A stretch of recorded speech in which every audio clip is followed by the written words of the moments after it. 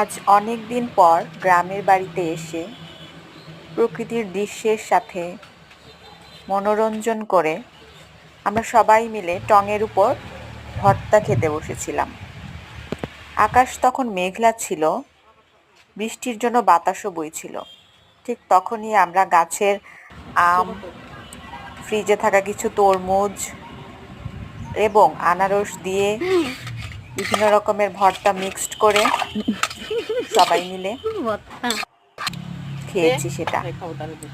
গাছের এই আমগুলো খুব টক হওয়ায় পাকার পরেও খুব টক হয়, সেই জন্য আমরা এটা কাঁচা অবস্থাতেই ভর্তা করি, এমনকি সবাই মিলে খাই।